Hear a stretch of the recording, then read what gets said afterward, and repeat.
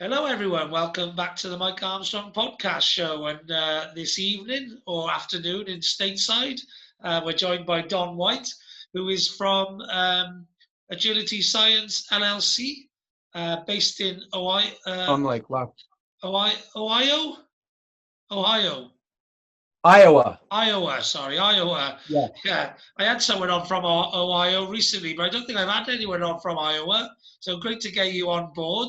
And after I finish, I'll stick a red pin in the map of the world I got on the wall, and you'll be the Iowa red pin forever on my map of the world. Nice. How are you doing today, Don? You okay? I'm doing awesome. Yeah, doing wonderful. Brilliant, brilliant. And just to tell the listeners and the viewers on my YouTube channel, we met at the online speed networking a few weeks ago, and seen each other again recently on this Thursday's event. And yeah, I think we were in the middle of arranging the podcast episode anyway. And then when I seen you again this Thursday, we managed to nail it down. So great to get you on my podcast. And could you, for the benefit of my audience and my listeners, tell everyone who you are and what it is that you do? Yeah, my name is Don White. I'm the founder of Agility Science LLC. It's a consulting firm. And what I do is I work with organizations and teams within organizations to help them be more agile, move toward DevOps, machine learning operations, DevSecOps, and those types of things to help them connect better with their customers, understand them better so that they can uncover innovations, work more from a cross-functional perspective. And I have a YouTube channel, Agility Science, out on YouTube. If you just Google that, you'll see my little logo with the head with the radiators coming out of it. That's my logo. And that kind of, watching my videos, it gives you an idea of the mindsets that I'm able to instill within organizations and help organizations get going on their journey toward this thing called business agility. Yeah, okay. So it sounds to me like you help people embrace technology more and use technology in their businesses more, etc. And obviously, a lot of people have been doing that recently since the start of lockdown, etc. So, is there anything specific at this time that you've been implementing and helping people work through? Well, one of the things is helping them be doing virtual work, and how you can be successful and that type of thing. I haven't created an actual webinar on that, but that's one of the webinars I'm planning on creating here in the near future. But if you go out to my YouTube channel, it gives you an idea of some of the things that I do from that standpoint. It's about organizational learning and getting feedback from your customers and your end users, identifying who those folks are and that type of thing. Yeah, brilliant. And do you do that in Iowa, or do you do it across the states, or internationally, or what? Where do you cover? Mostly the States, but I can do internationally as well. If some folks would like to work with me internationally, I can. I did put on a webinar for a group of 14,000 machine learning and artificial intelligence development community. And actually, I put a version of that out on my YouTube channel. Yeah. Okay. And I guess there's a lot of businesses adapting and taking up sort of machine learning and artificial intelligence at the moment. Are there any specific niches or particular sectors that you tend to be working more in at the moment? Well, there's a lot going on in the financial spheres or financial sectors. They're doing a lot with machine learning and artificial intelligence from that perspective. And obviously, the Amazons and the retailers are doing a lot more of it. The big retailers are doing a lot more with the machine learning and artificial intelligence type Yeah. development applications. Yeah, there seems to be quite a lot in the social media world, etc., and in marketing Yeah. space, etc. Through I think customer purchasing habits, and I think the machine learning does a lot with. Have you seen the program social No, not social distancing. Got social distancing on my brain. Social Dilemma, I think it is. It's a Netflix film. Yes, yes, yes. I absolutely watched that. That's really good, and it's very provocative and eye-opening, quite frankly. Yeah, You know, these companies, these tech firms, uh, didn't think of how their solutions would be leveraged for the bad and not they're always thinking of the good, yeah, but a lot of their stuff can be used for bad, and yeah. that's what that show is a lot about, is how do we how do we how do we tone down the bad and get so that we can focus on the good. Yeah, because ultimately they've created machines, machine learning, AI, etc. They create machines to be like manipulative salespeople, you Yeah, know, yeah. without realizing it. Like, you know what I mean? It's like, you know, it's a bit the machine learning or the processes are a bit sly. You know, they're a bit slimy. They're not what most people would be comfortable with, but it's the way, you know, machines can learn just as human beings can learn to be a bit, you know, manipulative And or sly. some of the real frightening things is how that's been used politically, how it's really sowed a lot of division throughout the world. It's that's what kind of was eye opening for me when I watched that particular show, from that perspective. Yeah, the Uh, thing for me is I was thinking, like, I've never noticed the world to be so divided. You know, there doesn't seem to be any middle ground. You know, everyone's either to the left or to the right, or to the positive or the negative, or the black or the white, or the in or the out, or the face coverings, not face coverings. And because of the way they've manipulated these systems, nobody is seeing the other person's point of view or perspective. They're only collaborating together to see one side of an yeah, argument, and the other yeah, side of the argument are completely wrong because they got no facts or information on it because they don't see that side. well, and the thing is, and the only way we can ever get to that common ground is if we have conversations with folks that don't agree with us. Yeah, And it's surprising how often you can find that common ground if you do have those conversations. yeah, yeah, But definitely. right So now, it seems like that people are avoiding those conversations, and then therefore we're not getting the common ground. It's just, one political party's in the office, and the other one's just completely blocking them. Even if it's the best thing for the country, they just want to block. They don't want yeah, to work together. They need to work together more. that's right. Yeah, well, they seem to be, you know, not just calling the other side or the opposition. They seem to be the enemy. You know what I mean? Everyone's Yeah. the enemy.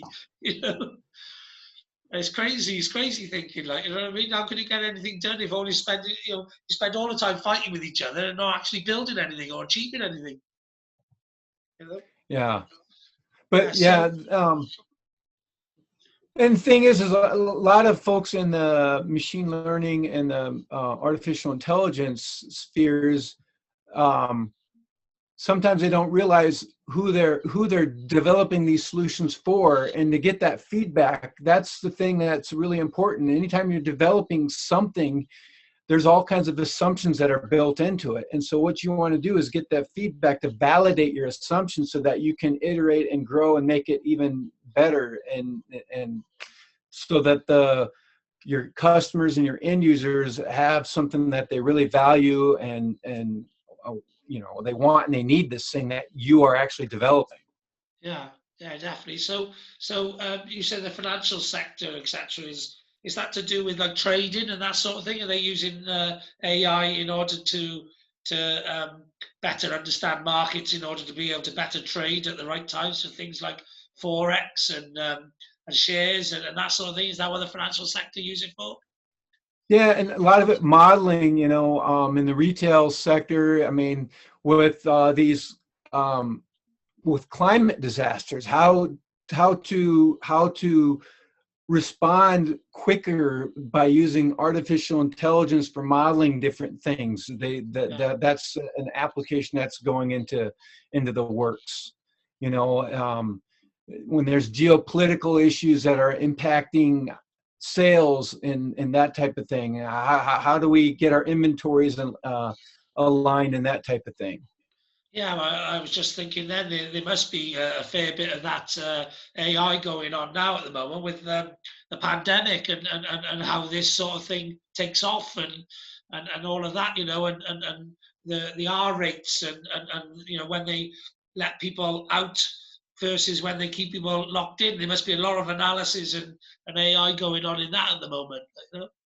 Yeah, yeah. For all the modeling that they're doing to figure out, project death tolls and stuff like that. There's some artificial intelligence involved with that from that perspective. The algorithm, bottom line, algorithms are somewhat artificial intelligence.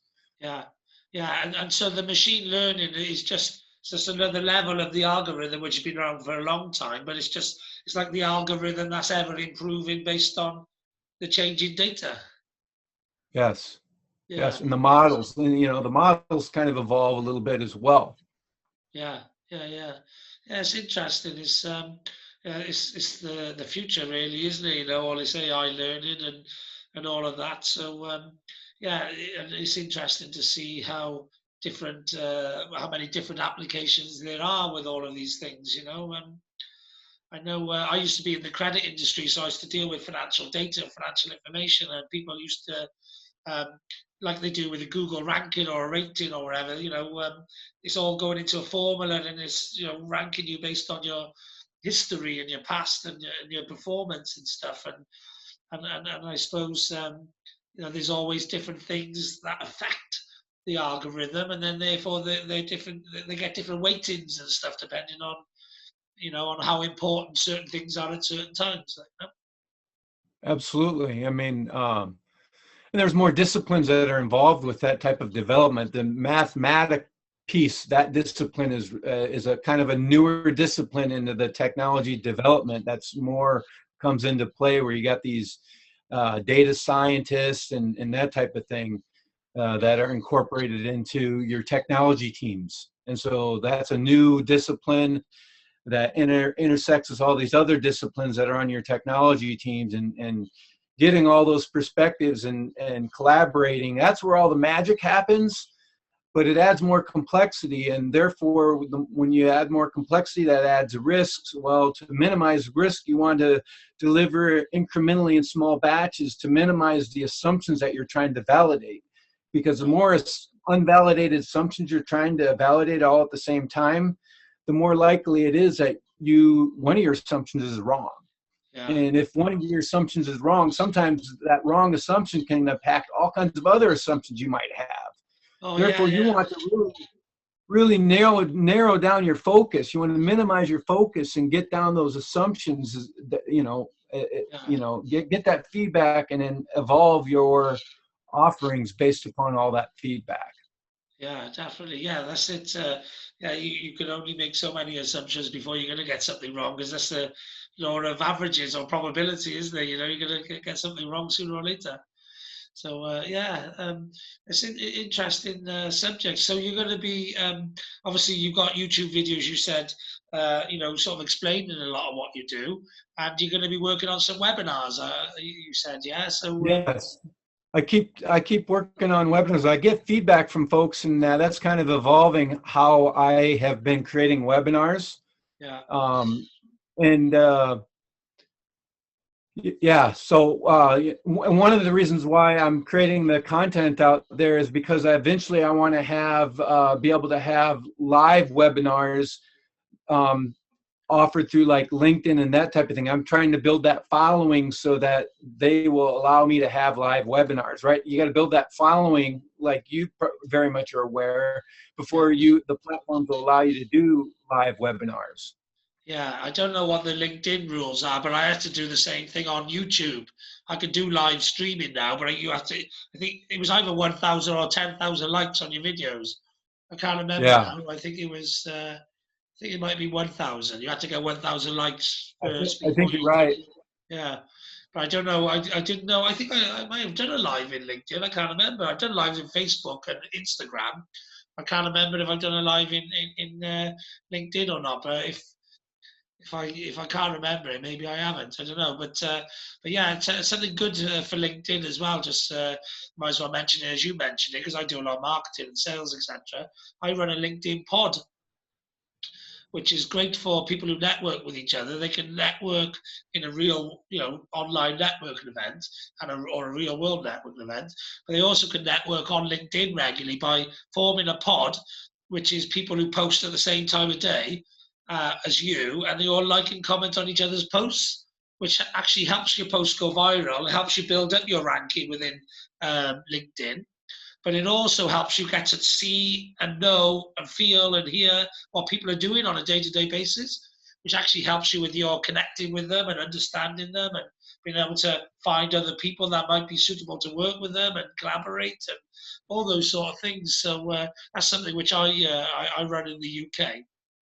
A Oh, couple of that's those awesome. groups, and they're definitely well worthwhile. You're trying to find a niche group of people or a network of people who are going to help you share your message and learn and grow off each other. So Yeah, that's that's awesome. Yeah, and I'm 2020 has been my year of figuring out what networks to be a part of and connecting with folks. I've been really pleasantly surprised with this journey, meeting folks like you, Mike, meeting all kinds of really amazing people through this journey of 2020.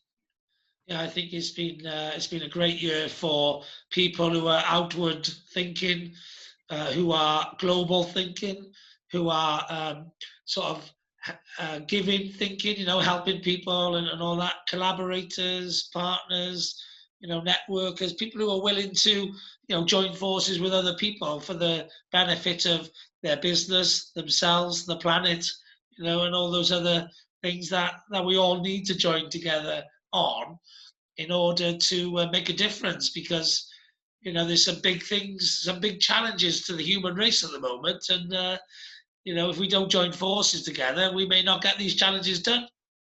Yeah, spot on. I couldn't have said it better, Mike. That's been a big thing of mine for 30 years is joining the world around getting the Earth's carbon cycle in check, because it's way out of balance, and it's causing, and we're paying for it dearly. We're continuously, every year it's getting worse and worse and worse, and it seems to be accelerating.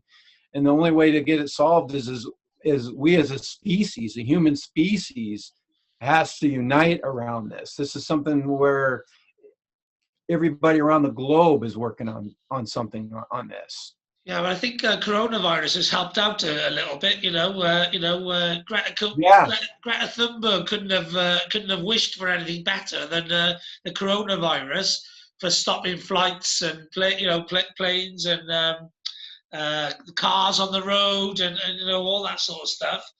yeah. And But that's unfortunate. I mean, all the people that have died has actually reduced the carbon. All the outcomes from the coronavirus is having a positive impact on the carbon cycle, but it's a loss of life, right? Do we need to just kill people off to solve the carbon problem? I think we can do better than that. I know we can do better than that. Yeah, well, something I'm really peed off with in the UK, actually, and actually it's probably a global situation, is that they get the little man to sort out his recycle rubbish or whatever, like as if that's going to make a difference, right? Because half the stuff you put in the plastic recycle, they can't recycle anyway. And I'm like, these governments could like set rules, like why is there non-recyclable plastic and recyclable plastic? Why isn't there just recyclable plastic? You know what I mean? Why do they just levy the non-recyclable plastic so much that it doesn't make it economic or viable to produce it anymore? Like, yeah, That's why don't kind of they? that's kind of what's happening to energy right now. Is the renewables are starting to get more and the cost keeps going way down, and it's Yeah, making the fossil fuels less attractive. yeah, Because they're continually innovating in that space. And bottom line is, if it's more economically feasible to go with like an electric car, it costs less to maintain an electric car because you don't have all those parts, yeah, right? yeah. And so But something else they could do is what is it? They could take all the patents away from all the consumable businesses who stop uh, the world benefiting from less using of resources by buying the patent. And so they do it with tires, they do it with batteries, they do it with all sorts of stuff, rather than letting human evolution actually make the planet a better place. They actually buy the patent, hide it, so they can keep selling new consumables. Yeah, so they get richer, and the planet just dies. Yeah, So yeah, there's laws and regulations they can do, which would absolutely massively change the planet, and they want us to just sort through our rubbish. You know what I mean? yeah, It's just like yeah. the people aren't really thinking properly. They're not thinking big enough. They're not making the decisions they need to. And like it's a bit like pissing in the wind. Like, you know what I mean? They get a load of people to piss in the wind, and all they got to do is put a toilet up. You know, you know what I mean? They just got to do something clever, like when nobody seems to do it. Like so, like I can't be the only person that sees like these patents.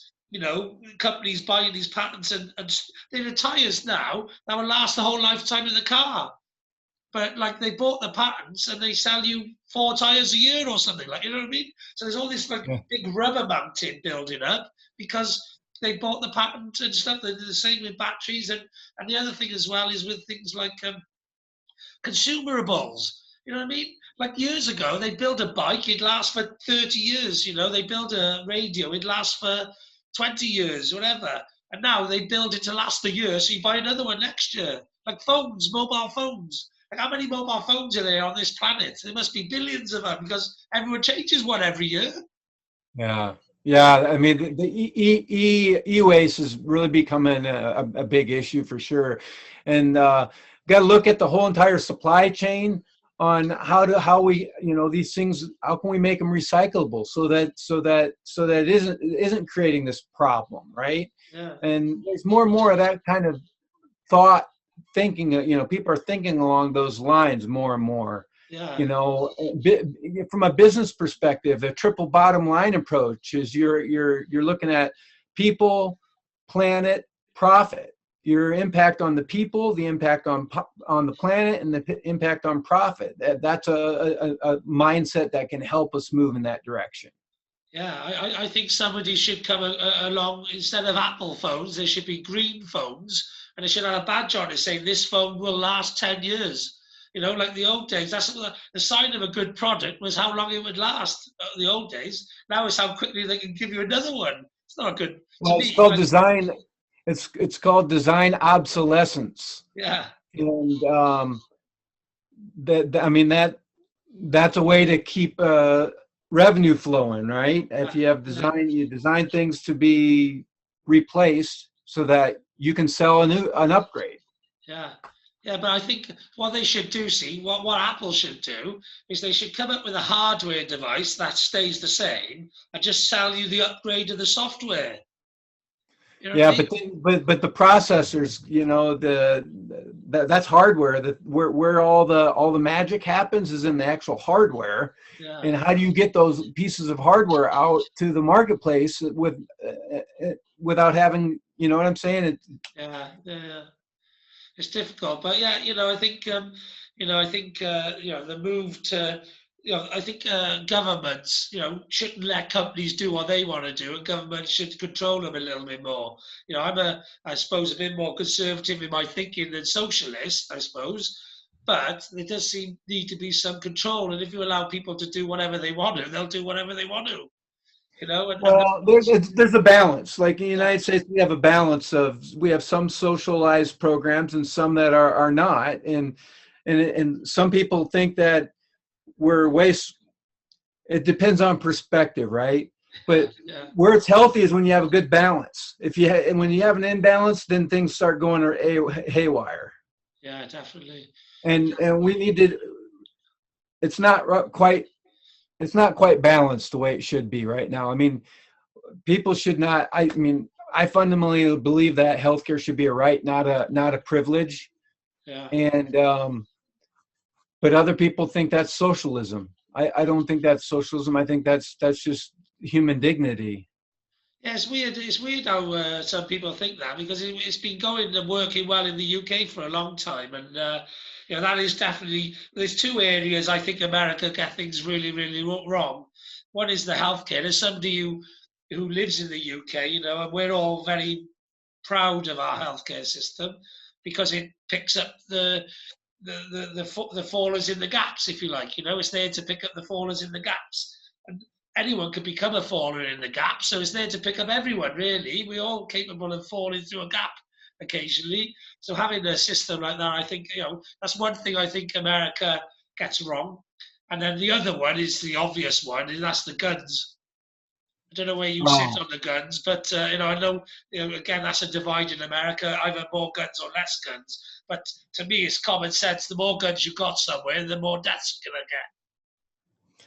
Yeah, and there's some countries that are doing it differently. Is you can have all the guns you want. We just regulate the ammo. Yeah. My son wrote a really compelling paper on that very subject, and I thought it was an interesting way to prevent gun violence. Is hey, you can have all those cool guns you want. You just can't have the ammo for it. No. Whenever you want.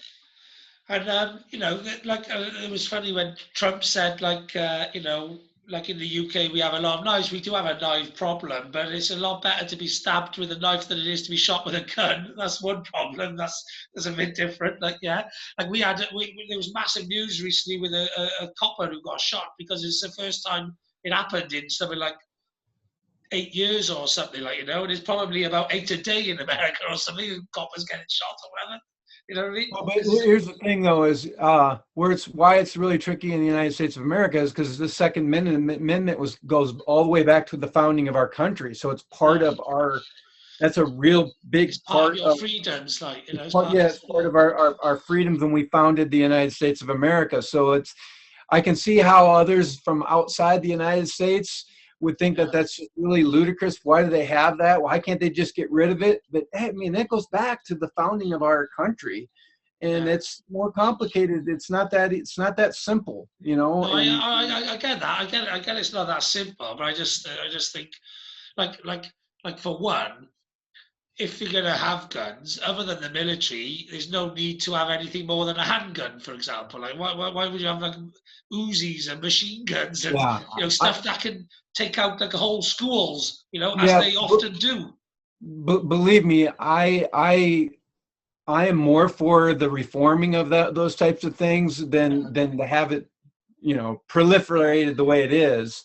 Yeah. There's got to be some common sense. Like, I don't understand why all gun owners every year have to validate their mental competence to own a gun.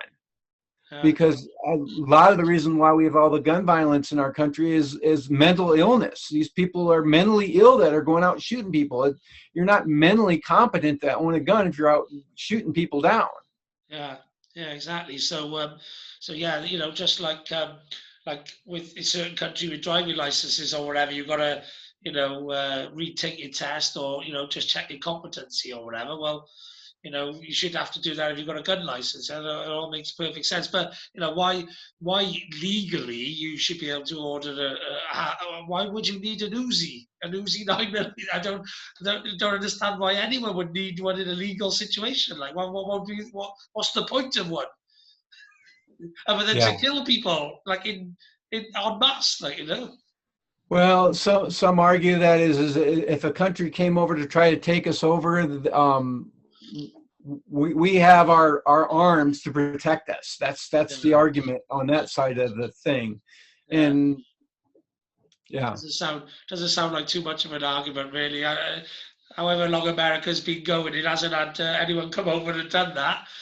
So it's like preparing for something that's never going to happen. Plus, you got one of the biggest militaries in the world. So and the people who are trained how to press the button, pull the trigger, and leave the people who aren't trained away from the guns because they're going to cause some problems with them. Yeah, I mean, it is. It's really. It's a really sad thing, the gun violence that we have here in our country, and the thing is we need both parties to come together to come to a solution. It's not this way or this way; it's this way, right? Yeah, it's got to be a this way instead of we're going to jam this down the throats, and you're going to take it and leave it, right? Type of a deal. Yeah. We need to have bipartisan collaboration to come up with some Yeah. real solutions that matter. Come up with some suggestions of improvements to the system and let everyone vote on it. Let the country decide, you know. But you know, but give them some things to vote on. That's a whole nother conversation, Mike. Is Yeah. the amount of money that goes into politics? It's Well, that's the problem. unreal. It's That, unreal. that is Oh what my! that is what I see seems to be shaping the decisions. Really, it's just the amount of money chucked in, rather than the right thing for the country. It's the right thing for the people spending the most money. And that's another thing right there. I mean, that's what keeps people from going out and voting. They don't feel like it matters because the big money has got so much influence on Yeah, things. yeah. Well, that's it. You know, I think you know, that's a bit like you know, surely in America, you know, I'm not knocking either one or whatever, but surely in America, there's more candidates to potentially be a great president than just the couple that you got in it. Like, you know what I mean? Because I Well, think we had quite a few going into it, but what we ended up with when it is comes, it's who's got the biggest money, isn't it? Not who stands for the right policies, or you know, it's who's got the biggest money, and it's such an expensive process getting yeah, yeah, elected, if you like, that most people can't do it. Like, you know, so instead of getting the best people for the job, you get the people with the most money for the job. yeah. You know, and And who's willing to take money too? It's about who's, the candidate that's morally okay with all this money yeah, versus we did have some really good options who only got money from people, from actual people, not from, yeah, from you like know, corporations or people with an yeah, agenda. yeah, and that's Oh, I think you froze it. I think you froze for 30 seconds, Don. oh yeah, my internet connection is I'm getting a thing saying it's kind of getting unstable for some reason. I don't understand why that is, but Yeah, it's just one of am I those still things. frozen up? Yeah, you actually your image is frozen, but I can still hear you. So just carry on talking, and the image will pop back in at some point, I'm sure. Well, I would like to get back onto the conversation of business agility and how that can be really help organizations and people within organizations, because it's surprising how often within organizations people are developing things for their customers and they really don't even understand these folks very well. They're just kind of plugging away and developing things that are in their backlog without a real true connection to these people over here. And what I do is I try to help them build that connection and build that relationship and understand them so that they're able to uncover innovations and delight and surprise these folks over here, right? Yeah. That's one of the big things that I do from that perspective. Yeah, you mentioned earlier, you know, business agility. You know, it all comes under the business agility sector, and that's not a term I'm that familiar with. So I don't know if we have a different term in the UK, or whether that's something that's sort of new and innovative. So what does that mean? What does business agility? To me, that would mean the business's ability to adapt. That's what agility would mean to me. Is that what that means, or does it mean something different? You're spot on.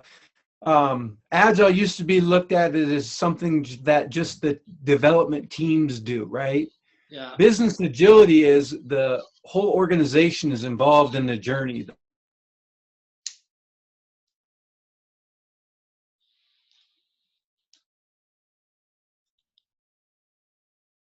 Hello? I've lost your sound. I've lost your sound, Don. I think you put it on mute. Yeah, go on. I didn't mean to put it on mute. I think it just did that. But Yeah. What happened is I lost your video, and then when your video come back on, it was on mute. But not to worry, carry on. So it's the whole team getting involved in the it's the whole agility and the adaptability. Yeah. it's the whole organization. So it used to be looked at as more as something that just teams do, and leaders just kind of monitor them. But they're critical. The leaders throughout the organization, their involvement is critical to the success of the teams. Being servant leaders to the teams, being catalytic leaders to empower and get these and figure out when they need to grow and scale things of that nature. But it's critical that the leadership is part of that whole culture transformation, and then connecting the business stakeholders within the organization and getting the business stakeholders and the teams to understand their customers and their end users and that type of thing. That's all part of that whole business agility, organizational learning, and that type of thing. Yeah, I used to work for a tech startup business, and we used to say if the rate of change within an organization is slower than the rate of change outside an organization, then sooner or later that organization is dying. So we were always massively into innovation and adaptability and keeping up with the market demands and technology and all the rest of that. So, so is that what you help people with? Is it, you help them just keep pace with the market and the changing conditions and all of that, really? It's all of that. It's keeping in touch with your customers or wants and needs and how things are evolving, and then being able to respond when things drastically change, like when a pandemic hits. Being able to be nimble enough to come up with solutions that work in that type of an environment as well. That's a mindset type of a thing, because a lot of folks get so set in their ways that they can't even grasp how do we deal with that type of a scenario. Yeah, I used to do sales, selling IT solutions to credit industry, to companies within the credit industry who needed to credit check their clients. And I used to deal with key accounts, so 10 million plus turnover businesses, and often the top end of that. And you'd have some UK companies that were like 150 years old, 100 years old, 50 years old, or whatever. And like those organizations, some of them had a mindset of change and keeping up to pace with what was going on elsewhere. And some of them were just set in their ways, and no matter what you spoke to them about, or you advised them, okay, well, you could do this instead of that, or they just wouldn't change. Like, what I mean? They were in their comfort zone. They didn't want to move away from what worked, so they weren't willing to embrace new ideas or new technologies, etc. Yeah. And that's it. That's a mindset shift from like command and control, old school way of doing work, to being more catalytic and empowering, and that type of a servant leader type of a leadership. That's a completely different mindset shift, and they got to understand what's in it for them. Why is it beneficial to them to change that mindset? That's part of what I help with within organizations. Yeah, brilliant. How do people get in touch with you if they're interested in your help, other than the YouTube channel, which you already covered? LinkedIn is a good place for me to get in touch with. I in the process of creating a web presence. I don't have that yet. I just recently founded my consulting business. Actually, the pandemic drove the founding of my consulting business, and so that's kind of where I'm at right now. And then my email address, agiledonwhite@gmail.com. Yeah, Those are ways to get in touch with me. yeah, brilliant. And when you get your website up and running, if you need any SEO services on it, I do that as well. I do SEO services. And actually, while you're working on your website, I'll give you some tips which people never ever realize is a problem until later down the line. But when you get your website done, build it with keywords on there. So build your website and your content based on what people are searching for, rather than what you want to sell them. Because sometimes you've got to adapt what you're trying to sell them to what they're looking for, rather than the other way around. Yeah. Yeah, no, that's a marketing person's approach to things. You're listening to the market versus build it and you will come, and they will come. There's field of dreams marketing, and then there's real marketing. Yeah, exactly. And so it's about making sure all your URLs, all your web pages, all the content is got the right keywords on. And then other mistakes, which I notice a lot of people do, 90% of people probably, 90% of websites, is that they put their own language on there and their own jargon on there rather than what the customers or the layman's would refer to things as. So, they'll put abbreviations on and industry speak when cut all of that off and just put normal language on there that your clients are gonna be looking for, and they're much more chance to find you then. So yeah, that's another one. And then just you make the journey, give them a journey through the site rather than just random pages. Give them a Yeah. proper journey through the site, link it all the way through. Put good video on the front page, introducing them. Engage, put stuff on there that's going to engage with them, because the more they engage with your site and you have a good experience on it, the more Google will send more people to your site. Good, all great advice, Mike. I appreciate that. Yeah, no worries at all. Just it's not something I normally do on my YouTube videos and my podcast, but you happen to mention you're working on a site, so I like helping people. And a lot of people, what happens is people build a website, they don't put the on-site optimization on, the good journey through, the engagement, the video, so their site just goes online in amongst a billion other sites. It don't get found. A couple of years later, they're like, I haven't had no return on my investment for my website. I need to speak to someone. Rather than waste those 2 years, I always say, well, here's the information. Just make sure you get all of this done, and you won't have to go through that wasted 2 years. Of realizing it's not working. Hold on a second, Mike. Get rid of this. Sorry about that. That's all right. No worries. It's live. I hope you're going to cut and pay. Are you going to edit this before you post this on your? No, I don't edit it. It's real. If it's good enough for BBC and ITV and all the channels there, I guess I watch a lot of TVs usually on in the background while I'm doing my podcast and stuff, and the news, big X Factor, all the big programs. Life is life. We all get used to interruptions, Wi-Fi dropping. It's just life at the end of the day. No need to edit anything into perfection. Life's not perfect. It's real. My podcast episodes and my YouTube videos are real. So, you could have answered the phone if you wanted to. You could have listened in. No, I would have put it on pause then, but no, fire away. Carry on. So, it's probably another political poll trying to get a pulse on where the household is at on the upcoming election. Yeah, we get hammered on that daily. Multiple times a day get hammered on those calls. No, fair enough. I think did you give your web? Oh, you haven't got a website, did you? We give you contact details, didn't we?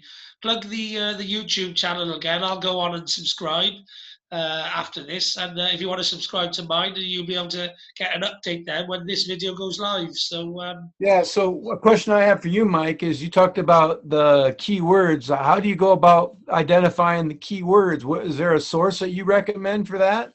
Yeah. So there's two ways of doing it. One is to get yourself a Google AdWords account. Okay, I'm familiar with that.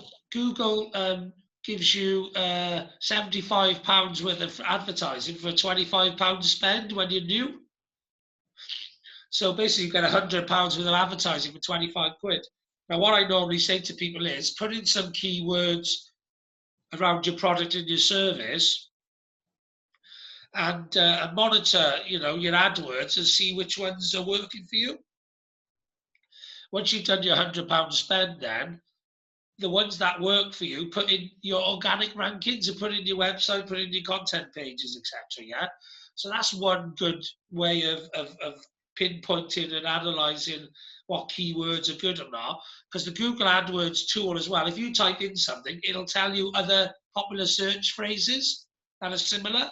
So then you can actually have a look at that similar phrase and think, does that similar phrase mean the same thing, or is it slightly different? So you could use your own brain power to actually analyze, whether they're telling you other similar phrases are actually relevant to what it is that you do, or actually a similar phrases but different, you know. So Yeah, that's a yeah. good thing. And then some other tips which I could give you as well. Um, Basically, if you go into Google and you type certain keywords in, the ones that are popular, Google will guess that you're typing. So it's using like predictive typing, or a bit like predictive text, yeah.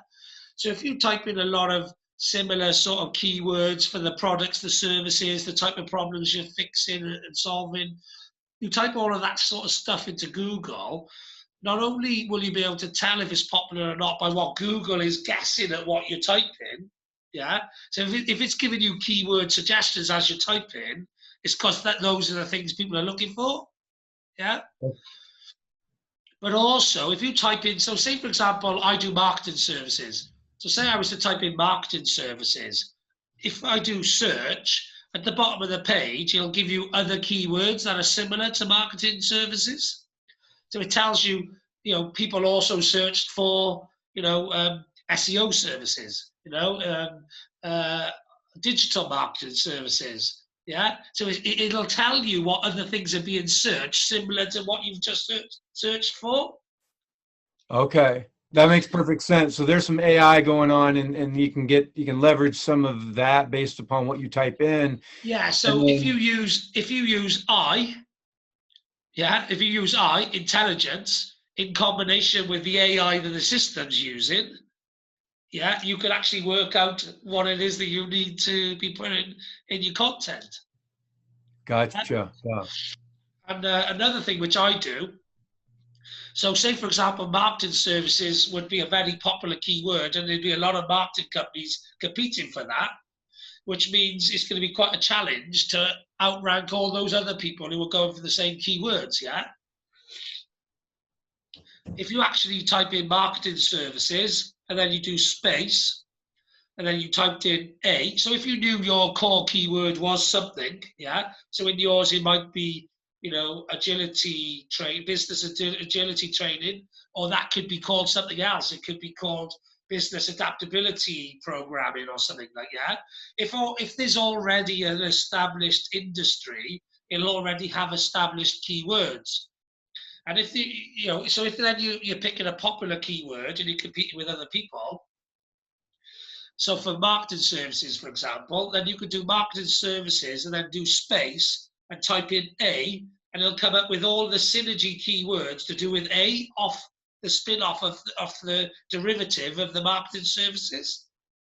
If you do the same for Gotcha. B, C, D, all the way through the alphabet, it basically is predicting what else you're typing in after marketing services.